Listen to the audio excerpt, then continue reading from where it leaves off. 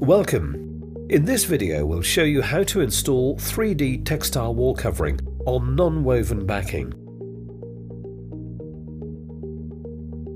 3D textile wall covering on non-woven backing is very striking and is therefore often used for a feature wall. First we'll show you how to paper one wall. Then, for those who want to use it on more than one wall, a few tips and tricks are given for finishing inner and outer corners. Before you start, the wall must be dry, smooth, slightly absorbent and clean. Always check the batch number and the reference number of the wall covering. Carefully open the box. Read the provided hanging instructions. An Arte box is made in such a way that you can use it as an unrolling device. Roll out the wall covering on a clean surface with the design facing up. Check whether everything is as it should be. Find the center of the wall. Use a small strip of wall covering to define how to divide the drops most symmetrically along the wall. It's possible that two drops will meet at the center of the wall. Another option is to have the center of the wall beneath the middle drop. Draw a perpendicular line where the side edge of the first drop will be. Measure the height of the wall.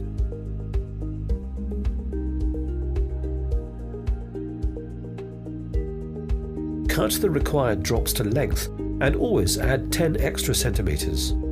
You must of course also take the pattern into consideration.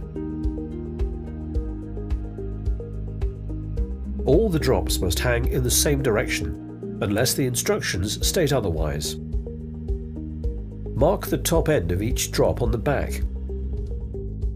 Use Arte Clear Pro or another high-quality adhesive. Stir the adhesive well. Pour it into a bucket. Use a brush to paste the wall near the ceiling and the skirting board. Continue with a microfiber roller and paste one drop wide plus 10 extra centimeters. The adhesive must be applied evenly. Take the first drop and make sure that the marked top goes to the top of the wall. Carefully put the wall covering in the adhesive and move it into a straight position using your vertical line as a guide, leaving a few extra centimeters at the bottom and top. Avoid getting adhesive stains on the front. Use a rubber roller to press the wall covering to the wall. Work from the middle to the sides.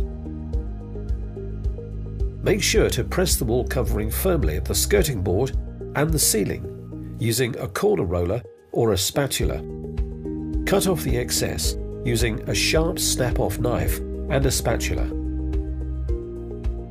For each cut, use a new piece of the snap-off knife.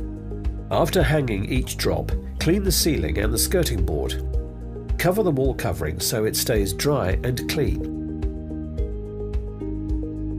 Paste the next section of the wall. Carefully put the second drop in the adhesive and position it against the first one. Firmly press the drop to the wall. You can use a seam roller for the seam, but avoid squeezing paste out of the joint. Once again, cut off the excess at the top and bottom. For drops at the corner, you paste the wall up to the corner. Use a brush in the corner. Continue working in the same way. Position the drop in the adhesive against the previous one. Press it firmly and cut off the excess at the top and bottom. Press the wall covering firmly in the corner with a corner roller. Cut off the excess piece. Always cut against the spatula on the side of the excess. After 3 drops, examine the result. Now you can finish the whole wall. For those who want to paper more than one wall, here are a few tips and tricks for finishing inner and outer corners. For an inner corner, the drop should overlap the adjoining wall. Measure where the drop will end. Draw a perpendicular line at this point. Paste the wall on both sides of the corner. Paste the second wall a little further than the vertical line. Use a brush in the corner. Position the drop in the adhesive against the previous one. Do not cut it off at the corner, but let the drop overlap the adjoining wall. Press it firmly into the corner with a spatula. The wall covering is slightly elastic. If the corner is not exactly straight, you can correct this by gently pushing the wall covering to the vertical line. Once again, cut off the excess pieces at the top and bottom. For an outer corner, you also first measure where the drop will end. At this point, draw a perpendicular line.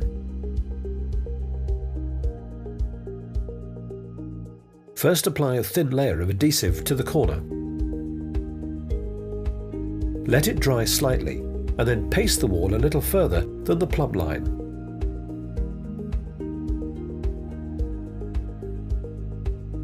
Position the drop against the previous one. Make a small incision at the corner at the top and at the bottom. Nicely fold the drop around the corner. If the corner is not exactly straight, you can correct that by gently pushing the wall covering to the vertical line.